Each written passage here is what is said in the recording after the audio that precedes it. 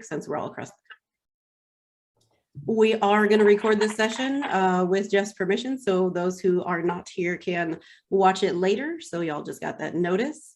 Thanks, Jeff, for letting us record this. Since this session is all about asking questions, please use the panel to raise your hand and wait to be called on before you unmute yourself. Or you can, again, as always, you can chat in your questions as well, and I can read them out loud, or Jeff can keep up with them, however we want to do that. Don't forget, our next Lunch and Learn is in 2 weeks on Wednesday, March 23rd. We'll do a quick COVID update, kind of. We haven't done those in a while, but definitely want to have that open conversation now as states are opening back up, and to see kind of what the future looks like for your state, for education, for events, you know, legislation, things like that. So 2 weeks, mark your calendar, and we'll get that COVID update. So let me read a quick bio real quick, and then we'll jump into questions. Like, this is super quick. So Jeff Tenenbaum is one of the nation's leading nonprofit attorneys, and also is an accomplished author, lecturer, and commentator on nonprofit legal matters. As managing partner of the nationally recognized Washington, D.C.-based Tenenbaum Law Group, a 4-attorney boutique law firm focused exclusively on the legal needs of nonprofits, Jeff counsels his clients on the broad array of legal issues affecting trade and professional associations, charities, and other nonprofits. For 19 years, Jeff practiced law at the Venable, I hope I said that right, law firm, and shared his nonprofit practice for most of that time. Among numerous and other honors and awards, Jeff was the 2006 recipient of the American Bar Association's Outstanding Nonprofit Lawyer of the Year Award, and is one of only 6 lawyers in the prestigious U.S. Legal's 500 Not-for-Profit Hall of Fame. Jeff is the author of the ASEA published book, Association Tax Compliance Guide, and currently serves as chair of the American Bar Association's Trade and Professional Associations Subcommittee, and is on the ASAE Legal Advisory Council and Public Policy Committee. So today he's here to answer all of our questions. So I'm going to just throw this out there and see who wants to go first with their question. And if you don't have a question, then I will go with my question. Don't be shy. Again, raise your hand, type it in the chat if you're on the shy side, or if you're multitasking like many of us do. This is an hour for you guys to ask any and all legal questions. Fire away. Don't be shy. I'll go. I have a quick question. Go ahead. I'm Kara Tanwar with the Texas Chiropractic Association. And our parliamentarian, we usually have our lobbyists in our board of directors meeting. And he said, the parliamentarian said not to do that because of financial reasons. And my thinking is all of our financial stuff is public record. You can look at our 990, our financials. Is there any reason why our lobbyists should not be part of our board of directors meetings in sort of any legal aspect? Yeah, it's a great question, Kara. I've been dealing with this a lot recently for some reason. Most association board meetings are not open to the public and are not open to any non-board members or non-staff of the organization. But sometimes it is very common, of course, for association board meetings to have invited guests for certain parts of certain programs. As a general rule, it's not advisable to have non-board members and non-staff at every meeting. It would not be typical to have an outside lobbyist at every meeting. For multiple reasons. One is, while your 990s are public, there's a lot of financial information that's not on the 990. Right. And there's a lot of detail, there's a lot of issues, you know, and the 990 is kind of the final presentation of your financials for the year. But there's a lot of things that go on. Basically, there's a lot of confidential information. It's not just finances, it's everything. There's a lot of confidential matters that get discussed. And if you have non-board members and non-staff, and I would include non-legal counsel as well, present, then it can cause a variety of problems. It can cause issues with respect to confidentiality because non-board members don't owe fiduciary duties, like the duty of care, loyalty, and obedience, which includes a duty of confidentiality. Non-board members, the presence of non-board members can defeat the attorney-client privilege if you're talking about legal matters with an attorney, meaning that protection of the attorney-client privilege would no longer exist if there's even one non-board member present. There's other privileges, like there's something called the qualified privilege from defamation liability. So say you're talking about, you know, a practitioner in the space or something else, you're saying some negative things about someone or a vendor or something like that. if it's only board members and staff and legal counsel present, even if you are saying something negative and untrue about that person or that company that harmed their reputation, as long as it stays within that group, you cannot be subject to defamation liability. But if there's a presence, again, of any single non-board member, non-staff, non-legal counsel present, it defeats that qualified privilege and that protection that goes with it. So for all of those reasons, it's just not a best practice to have non-board members like that present for the entirety of meetings. That being said, it is common, when you get to the public policy or government affairs update or portion of the meeting, to have the lobbyist report on his or her activities and what's been going on, what are the hot button issues and where do you stand and where your success is and how can the board get involved in helping. So having the lobbyist present for that portion of the meeting is completely fine and appropriate and typical. But beyond that, I would certainly not recommend that practice. All right. Well, thank you very much. I appreciate that. Absolutely. Awesome. That was super helpful. Anyone else have another burning question? Don't be shy. No, I'll ask a question. I've got a couple. We're a small, which one should I start with? So we're a small association here in Kentucky. We've got just over a couple 200 members or so. So one of the questions that we had as we look to kind of restructure our finances is what are the legal obligations or things that a nonprofit can or cannot invest in? And then I might have a follow-up to that, kind of depending on how you answer it. Is there anything like, for example, that we cannot invest in as a C6 or something of that nature that may jeopardize our tax exempt status or anything? Yeah, so it's a good question. It's a very good question.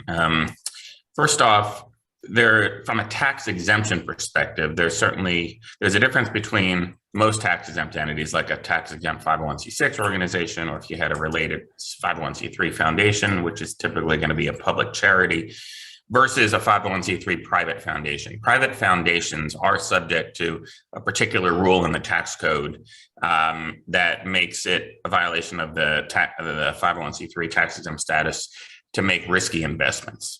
But in the association world, private foundations pretty much don't exist. So Hi, Boo. Hang on. Dawn, if you can mute your phone, perfect. From a federal tax exemption perspective, there's really no issues there. There's no kind of investments that are going to jeopardize your tax exempt status. With one maybe minor exception is that if you were not a classic kind of passive investment, like investing in stocks or mutual funds or even hedge funds or other things like that. But if you were, like investing in a limited liability company as like a member of a multi-member LLC, there's a chance that there's a very good chance that investment is going to be treated as a joint venture and could well generate taxable unrelated business income for any earnings that you earn from that investment. Doesn't mean you can't do it. It just means that in most cases, it's going to generate taxable unrelated business income. That's really the only tax issue when it comes to investments.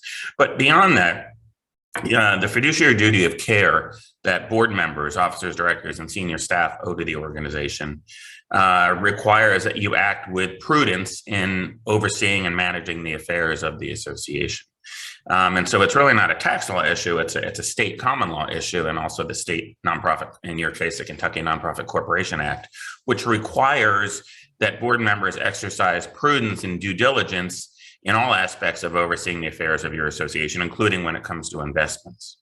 And so for that reason, like I was just at a client board meeting last week in DC, where right before I went on to do some board training, the chair of their investment committee was speaking about essentially close to 2-year study they've done in making some more kind of risky direct investments and certain kind of riskier investments that have a potential huge upside, but a lot more potential downside, and kind of putting guardrails and into their investment policy and figuring out what they can and can't do. And that's the kind of thing that you would need to do if you're going to go down that path. Even if you don't have an investment committee, have the board appoint an ad hoc task force to kind of look into it and figure out what's acceptable, what's not, what's acceptable risk, And essentially what you want to do is modify, amend your investment policy statement to allow for those sorts of investments, but to put certain guardrails on it, to require due diligence and all the rest of that, to be sure that the board's satisfying its fiduciary duty of care. Does that help? Yes, yeah, that's super helpful. One of the questions I know that as a follow-up to that came up in our kind of forum discussion was about endowment or perpetual funds as well. Do you, I don't know that you can recommend those, but like, would that be something good for an association to take a look at as well? Or what's your thoughts on that? Well, when you say an endowment, that's typically not viewed as an investment vehicle. I mean, an endowment is typically a fund that an organization, typically a C3, but it could be a C6, kind of maintains and uses for a particular purpose, and often only touches none or a small part of the principal each year, things like that. But I would never heard of it in the investment context. But really, regardless of what, it's not about whether something's a good or bad idea for an association to invest in. It's about prudence and due diligence and making sure that you have, it's really important that you have an investment policy statement. It's essentially, here's our rules of the road for investments. Here's what we, the kinds of things we can invest in. Here's our risk tolerance. Here's our mix of stocks and bonds and treasuries and everything else. And here's the ranges of those mixes. And then your investment managers follow that investment policy statement in making your investment decisions. So that process of having the board adopt an investment policy statement, making sure your investment managers are following it, having the board or an investment committee, exercise constant monitoring and due diligence, and making smart, prudent decisions about what you'll invest in. That's really what matters. And different organizations have different risk tolerances. But as long as there's something called a business judgment rule that protects board members from personal liability if they end up making a mistake, say an investment decision that causes big losses to the association, so long as they went about it with the right process. It's all about process, due diligence process. Did you ask questions? Did you do your homework? Did you, rely on outside experts to help make your decisions? Did you have an investment committee look into it and amend your investment policy statement in a prudent manner? As long as you go through all of those steps, exercise constant, oversight and vigilance and whatnot, and overseeing all of this stuff, then that'll help protect the members from personal liability risk, the board members. For sure. Specifically with the endowment thing, they were looking at creating this endowment fund or to basically make enough and work off of the money that they were making for their operating expenses type of situation. So they wanted to create an endowment within your organization and then figuring out what the endowment should invest in. Yeah, correct. But everything I just said still goes with that. But that's a good point, because if you wanted to create an endowment and just live off the interest, the earnings, the dividends, things like that, and not touch the principal, then you're going to have an investment policy statement for that endowment that is aggressive enough to be able to generate those sorts of earnings, but obviously not so aggressive that you risk jeopardizing the principal. Right. Just writing things down, typing away. Cool. Appreciate that for sure. Anyone else have another question, or I can keep going on with my questions while you guys think about your questions? I have a question. Oh yeah, go ahead. All right. We have had several members request that we create a either board position or a volunteer position for a chaplain. For what? What's that? I couldn't hear the last word you said. A board position or a volunteer position for a chaplain to do member outreach. We've had quite a few, obviously, members pass away recently, a lot of hardships going on.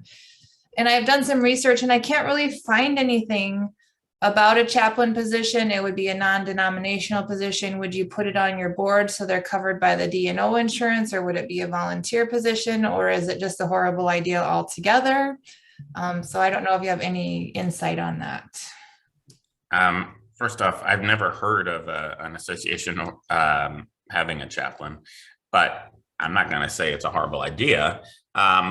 Not at all. What I would not recommend, though, is just putting someone on your board in order to be covered by the D&O insurance. Being a board member means you're subject to all the fiduciary duties of a board member. Presumably, in selecting board members, you're selecting them for particular skill sets and background and experience and relevance to the association. And the sole function of being a chaplain would not seem to fit with, the typical job description for a board member of an association like yours. First off, a lot of D&O policies cover, every nonprofit D&O policy is different. There's no standard form, but many of them cover volunteers as well. It's not just the name is a bit of a misnomer. Everyone I've ever seen covers officers, directors, and committee members, and many cover other volunteers as well as staff, and as well as the association itself. And usually it's kind of subsidiaries or controlled affiliates as well. So check your D&O policy. That person may well be covered. Even if not, it would probably be possible at little or no extra cost to get an endorsement, which is like an amendment to the policy to cover a volunteer like that. But I would definitely strongly recommend against putting them on the board of directors for that purpose. And, finally, just like any other position where that person is kind of serving as an agent, a representative of your association, you want to make sure that there's some written policy or document that they agree to, that governs what role they're serving on behalf of your organization, putting some guardrails on what they can do, what they can't do, making clear they don't have the ability to bind your association to anything contractually, liability-wise, or otherwise. They attest that they're going to act, appropriately, and follow any, code of conduct or anti-harassment policy that you have, things like that. It's a little bit top of mind because I'm dealing with a client where there was an allegation against, it's a religious organization, an allegation against, I'll just say the head of a religious congregation that was, alleged to have engaged in some inappropriate conduct with a congregant. And, that sort of thing can create liability risks for your association. So you want to have, a policy or an agreement or something in place that they agree to, at least sign off on, that says, I agree not to do X, Y, Z. That way, if someone acts outside of those parameters, that's going to help protect your association from any liability risks. Great, thanks. Cool. We had a question come in from Andrea in Colorado. She said she's in a public place where her headphones with no mic. So she said, recently had a local school board in the news that may have violated our state sunshine laws related to public meeting. Do membership organizations fall under any laws like this? Or are we simply bound to our bylaws and policies? A few of our board members where we're violating laws if 3 or more of them are on an email, call, or group text, etc. Yeah, I get this once in a while. And sometimes we get, an association client of ours will get a request from someone kind of presuming that because it's a nonprofit organization that is subject to some state sunshine laws or federal. And short answer is, generally speaking, no, that's not the case. You're not, just because of your nonprofit corporate status or your federal tax exempt status, that does not, I've never seen a situation where that makes you subject to some kind of sunshine law. Now, in certain situations, if, there might be a hook that ties you into a law like that. Like for instance, if you get certain money from the state, and that obligation or that receipt of, state funds comes with it some obligation, to operate pursuant to some state sunshine law, that's a different issue. But that's rarely ever the case that I've rarely ever seen in the association world in particular. Cool. Is there, if board members say the quorum is, 50% or majority or whatever, if more than the quorum, if they're in a group text, does that count as a kind of a meeting type situation? What's kind of the law? It's a very good question, Rachel. So a short answer, in most states, the answer is no. So this is governed by the state nonprofit corporation law of the state of your incorporation. And for your associations, it's generally going to be whatever state you're located in. Presumably your organization is incorporated in that state. So in your case, the Kentucky Nonprofit Corporation Act would govern. Most of these laws are very similar. California and New York's laws are very quirky and different, but most of the states' laws are based largely on the American Bar Association's Model Nonprofit Corporation Act. And the Model Nonprofit Corporation Act has a provision that says for there to be a meeting of the board, all board members have to be able to simultaneously hear each other. That's the language that's used in the Model Act, and it's the language that's still used in most of the state nonprofit corporation statutes. So simultaneously hearing each other, in the old days meant telephone, like conference call, nowadays can obviously mean a Zoom call, because in both cases you can simultaneously hear each other, but it would not cover things like a group text. And so for purposes of a quorum, for purposes of voting, for purposes of having a meeting, period, it's got to be either a telephone or a video conference call. So the only alternative under most state laws, most of the state nonprofit corporation laws, a board can only act in two ways. One is through a duly constituted meeting, proper notice, you have a quorum, and then you take votes or whatever at the meeting. Alternatively, there's something called unanimous written consent, which means all board members vote in writing. It can be electronic in most states, and they all vote the same way, but all of them have to vote in order for it to constitute unanimous written consent. So that's the only time a board can take an official action outside of a meeting, is if it constitutes unanimous written consent. And by the way, someone just asked about California. So for this particular provision, I believe it's the same in California. There's nothing different there in California law. But for instance, in Texas, there's actually a more permissive provision in their statute. So in Texas, a board can take essentially a mail or email ballot, and it does not have to constitute, it does not have to be unanimous. You just have to have enough people voting to make it a quorum, and then whatever the majority vote is carries the day. That's a unique provision in Texas. There might be, I think there's one or two other states that have that sort of provision, but for most of them, it's either a meeting where everyone can hear each other or unanimous written consent. And your bylaws, by the way, if your bylaws say your bylaws were constructed in a way that follows the Texas construct, where you could have an email ballot that does not constitute unanimous written consent, but your state law says that's not permissible, that bylaw provision would not be valid. So, always consult your bylaws, but you also have to make sure that your bylaws are consistent with the state law. So like when we do bylaw reviews all the time for associations. And one of the things we're doing is making sure that the bylaws are fully consistent with what's in the state statute. And also you want the bylaws to very clearly lay out these two options. So everyone, you don't want to be consulting the state law all the time. You want to just be able to look to your bylaws to say, these are the two ways that a board can act. Cool. Appreciate that. Anyone else have another question before I ask another one of my questions? I always have questions. Oh, I can do a follow-up to that. This is Dawn. Yeah, for sure. In California, we use Slack to handle a lot of our proposals. And in that format, we require 100% agreement. Is that what you were saying when you said the written, agree to written, but 100%? Yeah. If you're talking about board action, that's almost certainly why you're doing it.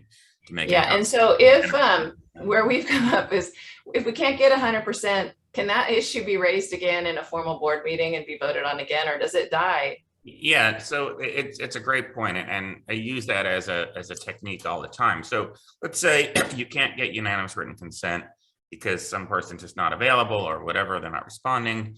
So that will not constitute a formal legal board action. But if that's really all you need, you just wanted to make sure there's a pretty strong consensus to move forward with some particular position or action, and you don't need the formal legal board vote at that time, just move ahead with the action, whatever you're going to do, and then later at the next board meeting, have the board ratify that decision. In many cases, that's fine. There are, some rare cases where or many cases, I didn't say rare, there are some cases where you actually need a formal legal board vote, whether it's at a meeting or unanimous written consent. But if not, you can certainly take it up later. It doesn't carry forward. Someone would have to make a motion at the next meeting. So it kind of does die, but someone can bring it back up at any time. And certainly it's not generally a best practice, but boards can make decisions and have them apply retroactively as well.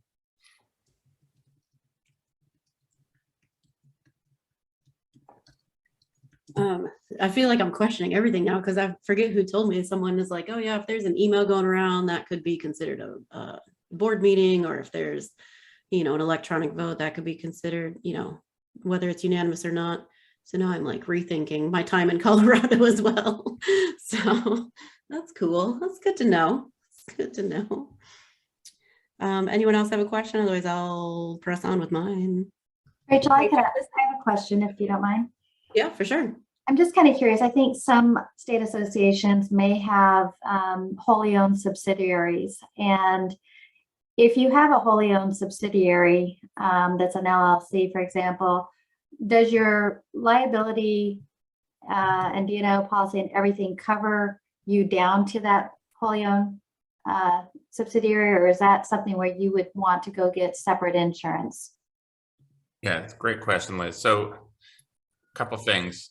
First off, you have to consult the terms of the policy itself. That's what's going to govern. So there's a definition in every policy of the insured, who the insured is.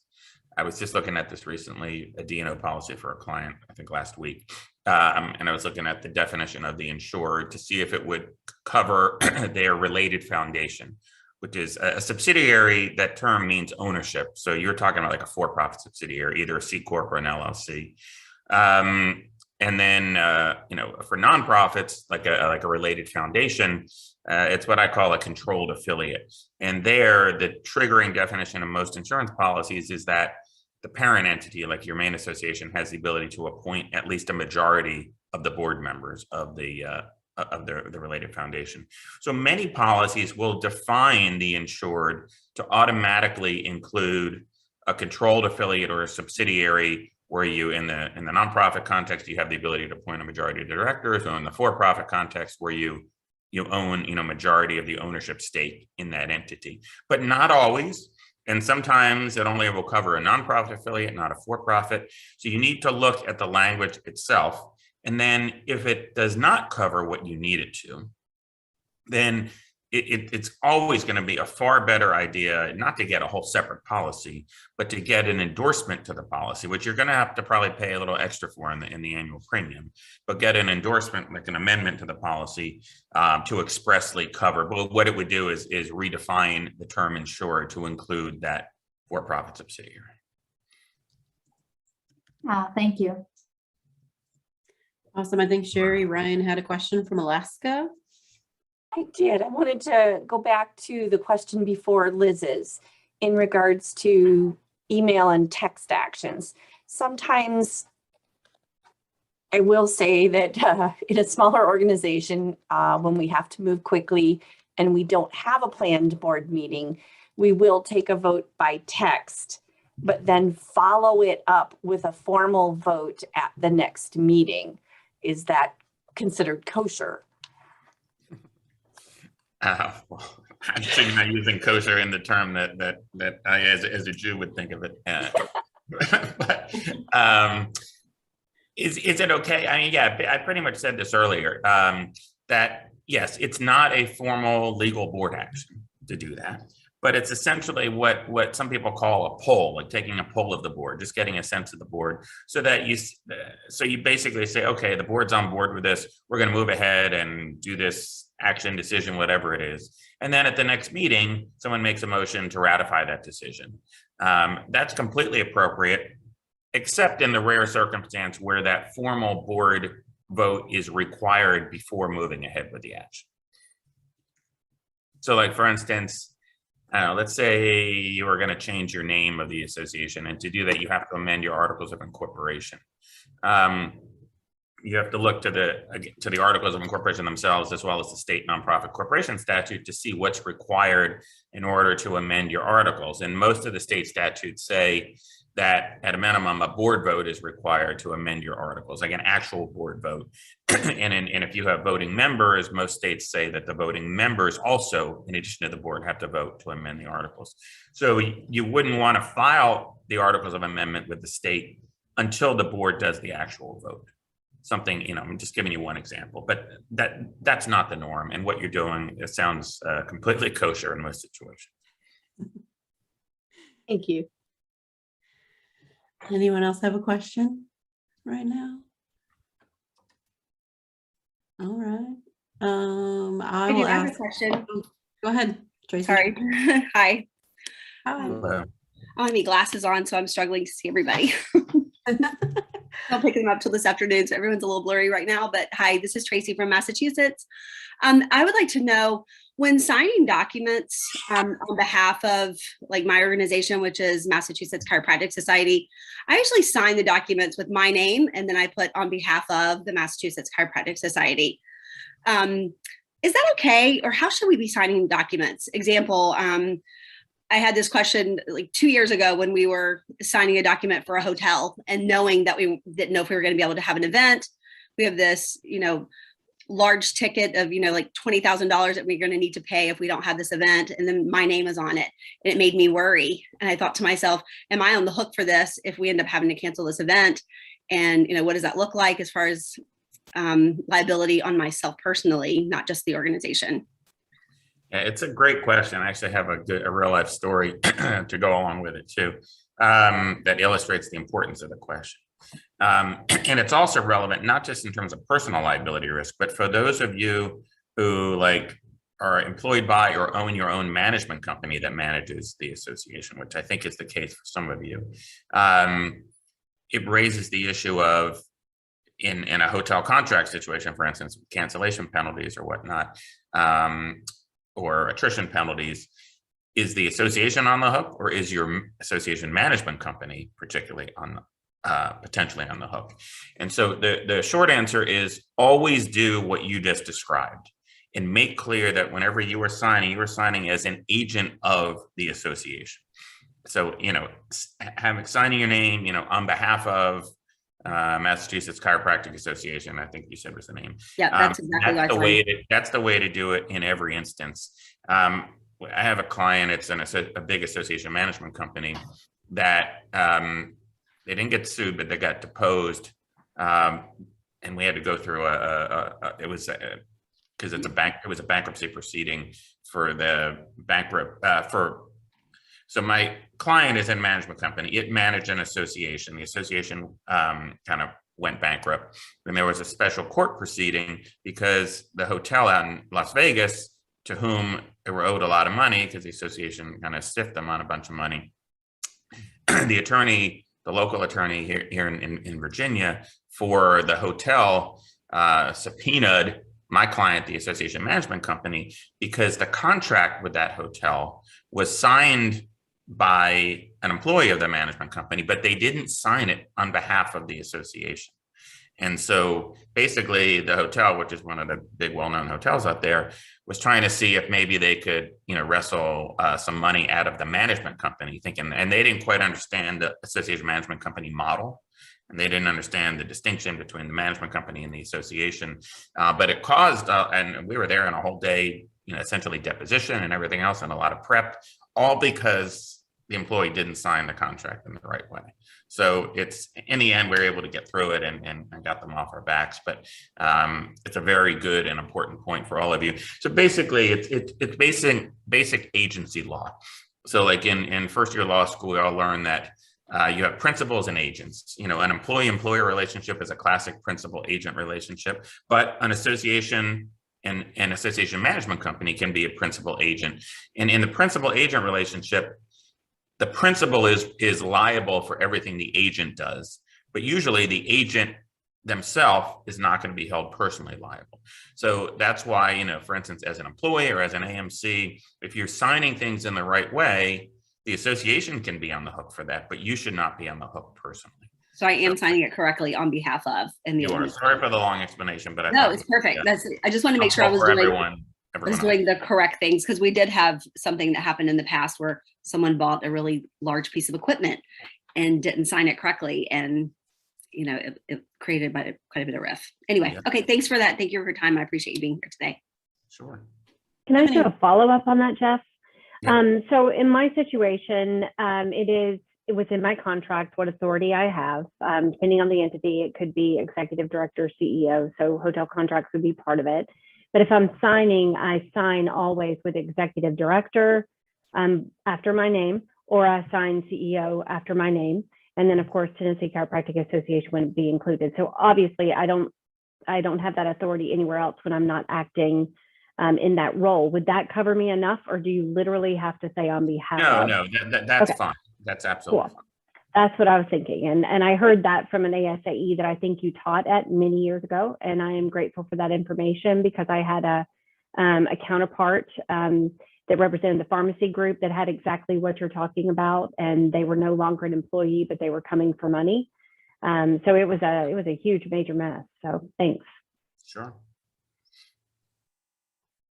Cool.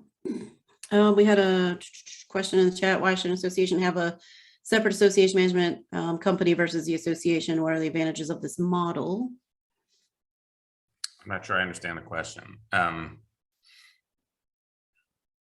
mean, There's just- an association, any association, but particularly with smaller associations, in, you know, like state associations and local associations like yours, in terms of management, they're either managed by employees or direct employees, or they're managed by, you know, what legally would be called an independent contractor, right? It could be, you know, you individually, you know, you form your own LLC or something, and the contract is between the LLC and the association to manage it, or it could be with like an association management company, which, you know, that's just a label. It's not a legal, it doesn't have any legal meaning, but it's, again, it's just a company, C Corp and LLC, typically a for-profit company that you might own or be employed by, that has the management contract with the association. There are very significant differences in being an employee versus being a contractor. And generally speaking, like from your personal perspectives, it's almost always more advantageous to be an employee of the association as opposed to just being a contractor, because when you're an employee, there's a whole host of benefits that go along with it. Like the employer has to pay the employer's share of your payroll taxes, which is 7.5% of your salary. You know, all sorts of protections and anti-discrimination laws, Title VII Civil Rights Act, Americans with Disabilities Act. There's all sorts of, you know, state and local, particularly state, you know, paid family leave, things that are available to employees. You know, for non-exempt employees, you're subject to overtime for hours worked over 40 in a week. All sorts of protections and benefits. Many health insurance plans and retirement plans are only available to, you know, employees who work more than a certain number of hours in a week. So just a whole host of benefits that make it generally make it much more advantageous for you to be an employee as opposed to a contractor. But on the other hand, you know, let's say you were, you know, you have an association management company and you manage several different associations, which is very common for AMCs. You know, that construct is going to work much better for you being an AMC. And then you might actually end up being employed by the AMC as opposed to just an owner. But, you know, every circumstance is different, and there's always going to be pros and cons and considerations to how you structure each. But generally speaking, the employee route, the direct employer route, is going to be more advantageous for you and probably less advantageous for the association because it's going to cost them more. Yeah. But in that situation, why would a state association create its own LLC? I understand when you're hiring a third party. For example, no, it wouldn't. It wouldn't. There's no reason it would create its own LLC. Associations create LLCs for different purposes, but I've never seen it for that purpose. That would make no sense. You're right. Okay. Any other questions right now? Feel free to jump in, raise your hand. I'll ask a quick question. Just kind of generally, is there, I haven't kept up with this recently, it's probably horrible, but has there any been recent in the last year or so changes to UBIT or anything that associations should be aware of for upcoming tax season here? No, there's really been nothing. I'm going to send you guys something in the chat. There have literally been virtually no developments on the UBIT front since like the mid 90s. Okay. Probably the last major development was when Congress codified the corporate sponsorship exception to UBIT in the tax code. I think it was 96 or something like that. And you know, this and prior to that, there was a lot of developments in the area of royalties. There was a bunch of litigation between nonprofits and the IRS. One of the seminal decisions, the Sierra Club case, kind of settled a lot of the disputes about tax, you know, the royalty exception to unrelated business income. There's really been virtually nothing beyond that, except there was I don't know, maybe about over a decade ago, the IRS came out with a ruling regarding virtual trade shows, particularly held by associations, and whether virtual trade shows were subject to the same exception from UBIT that applies for in-person conventions and trade shows, what we call the qualified convention and trade show exception. And they came out with some guidance then, I think it was like 14 years ago now, that said, basically that a virtual trade show would only be subject to the exception from UBIT if it was held in conjunction with an in-person trade show. But things have really changed in terms of technology and just practices and everything else. And so there's some real open questions about, whether that ruling is still an accurate statement of the law. So what I just put into the chat is an article of mine that I wrote last year. That version was published by the American Bar Association, but and it's on our website as well. That talks about it. Basically, I used kind of the virtual trade show pandemic stuff that was going on as a hook to update kind of my writings on the trade show exception, the corporate sponsorship exception, and the royalty exception. So they're all kind of encompassed in that one article. So it should be a good kind of refresher for you guys on those issues. And I'd encourage you to take a look at it, and I'll put the other version in there right now. And it's actually a good opportunity to remind you guys that we have a ton of resources on our firm's website, hundreds of articles and PowerPoint presentations on a whole variety of different nonprofit legal and tax issues. And I just posted a link to the kind of the index of all of those. And then we also have a ton of, especially since the pandemic, and I've been doing literally probably 150 online, like Zoom webinars for the last 2 years, most of which were recorded. We have recordings of webinars, like things like this, but lots of others on different topics on a whole variety of association and nonprofit legal issues. So I just posted the link to that as well. So anytime if you're looking for something, some background or on particular issues, look there. If you can't find it, feel free to email me. My contact information's easy to find on our website, and happy to direct you to any resources I might have. We also have, and I get requests from association execs all the time. We have they're not mainly on our website, but we have a pretty big library of model kind of association and nonprofit forms, policies, and agreements. So anytime you're looking for something, everything from independent contractor agreements to liability waivers to speaker and author agreements and kind of everything else under the sun. If you're ever looking like you need something like that, just reach out instead of trying to reinvent the wheel. And I'm happy to send you whatever we might have saved on our system. Cool. That'd be awesome. I think Liz has a question for you. And then maybe Tracy has another one coming back.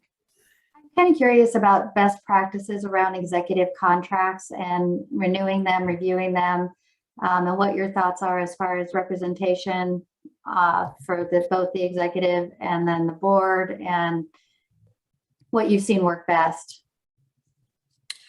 So I do extensive work with association and nonprofit executive, particularly CEO employment contracts, both sometimes representing the association, like for existing clients of mine, and often representing the individual execs as well. Literally, we work on these every single week, my 3 colleagues and myself. So, I mean, I've done entire sessions on this, and there are some resources on our website about this stuff too. But when you say best practices, Liz, can you be a little more specific what you're asking about? Because I could speak to so many aspects of this, but I want to make sure I'm getting at what you're asking about. Yeah, I'm sure it's probably structured differently depending upon, an existing contract or whether it's a new contract coming into play and what has already been agreed to for who's paying for what. If the employee or the executive, wants their own review, are they generally always going to pay for that themselves, or is that something you build into a contract? Obviously, I would be curious about having separate legal counsel, not the same legal counsel, doing the review for each group. Yeah, so if you're asking about that aspect of it, generally speaking, I say generally because there are some exceptions, but generally speaking, the association's legal counsel, association's legal counsel, if they're representing the association in the employment contract negotiation or drafting and whatnot, they cannot also represent you as the individual exec. That's a clear conflict of interest. But there are some rare instances where, like, I'm working with, association, they're a client of mine, I'm like their outside general counsel, and the exec wants me to represent him or her in the contract negotiation.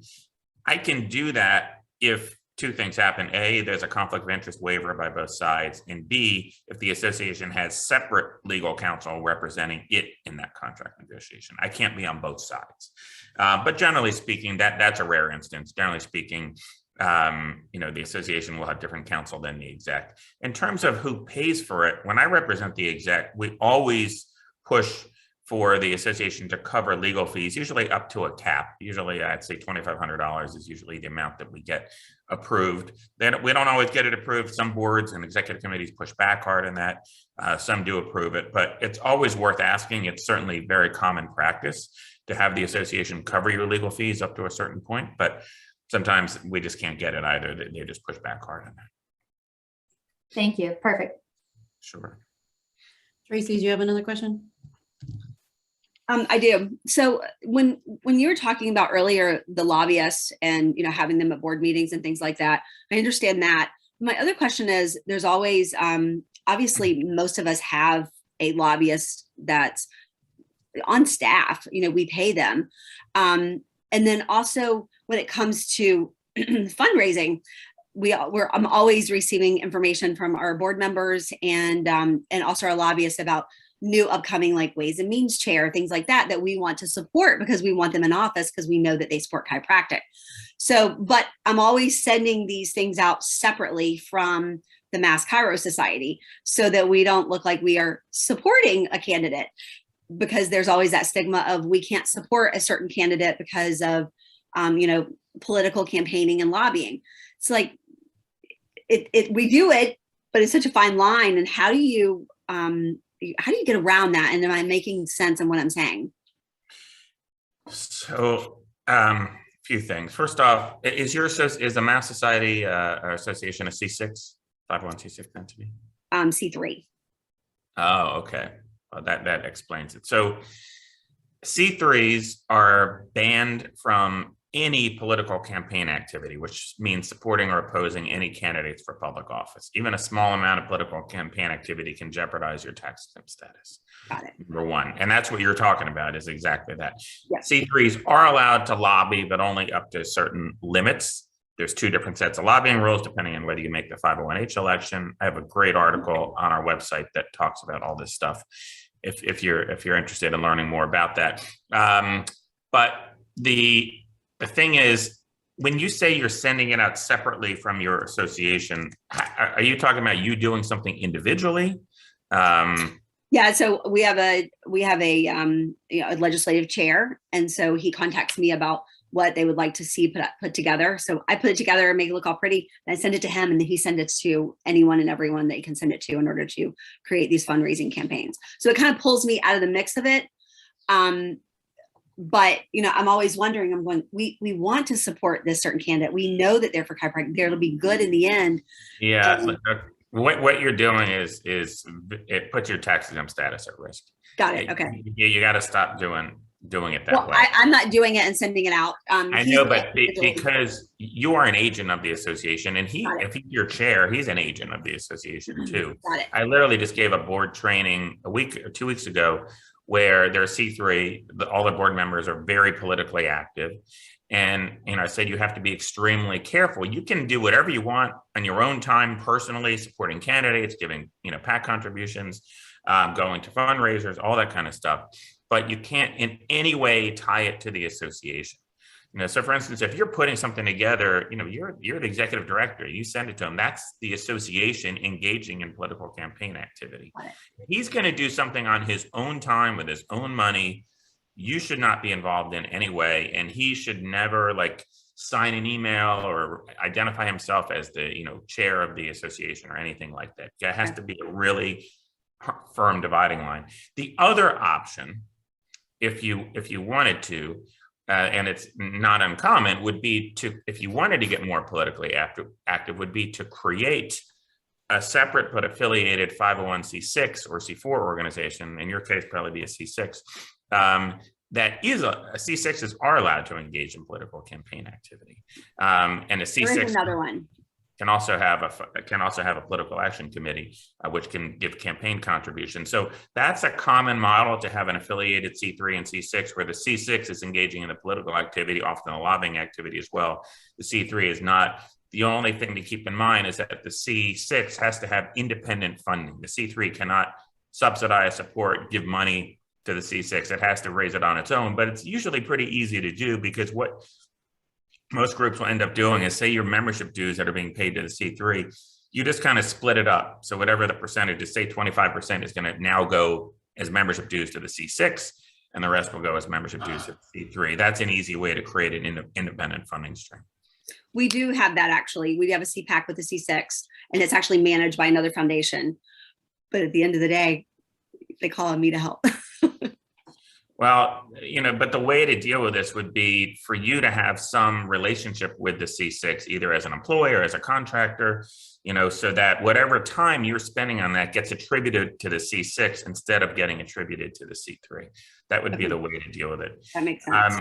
I really only have time for one more question, because I have another webinar I need to do at the top of the hour, and then I need to dial in a few minutes early. So got time for one more question. Anyone else have a question? Otherwise, I could ask one of my other ones. I'm gonna leave it open.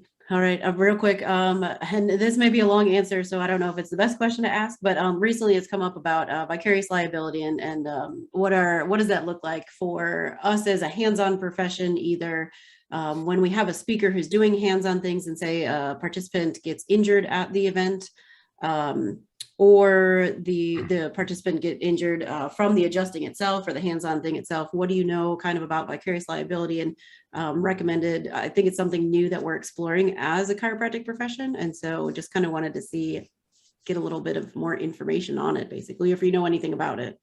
Yes, I do deal with these issues quite a bit, including with healthcare organizations that we work with that deal with similar issues and whatnot.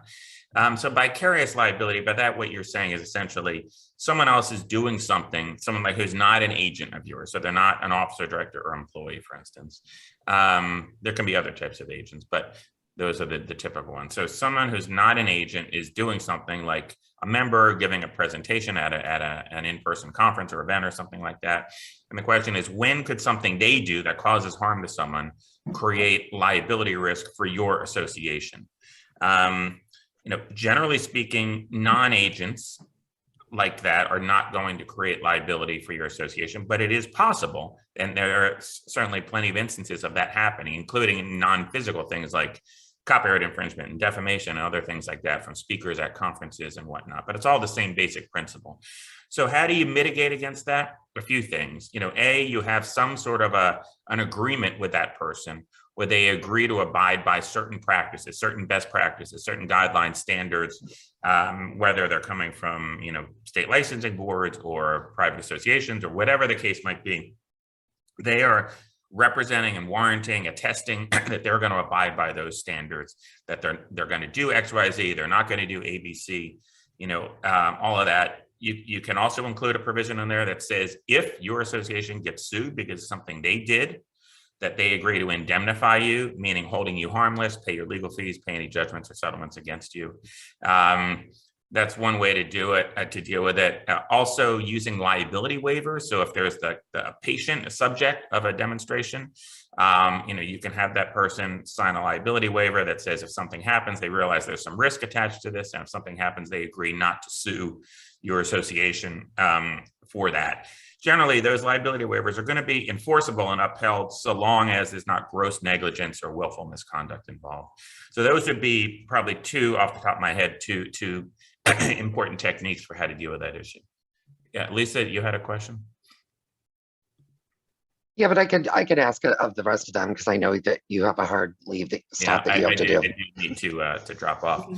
Yeah. Okay, guys, great questions, and I really those are a lot of different questions, and I've been getting on other forums like this that I've done some really interesting topics, and hope you found the answers helpful. I posted also that our article on 501c3 lobbying rules in the chat in case you're interested, Someone said, how do I get a hold of you? I will just put my firm's website address on here and you can find me there. Awesome. I appreciate your time today. I know you got to jump, so thank you so much, and enjoy the rest of your day. And then if anyone wants to stick around and had another question, like I know Lisa's got one, we'll be here. Thanks, Sure. Jeff.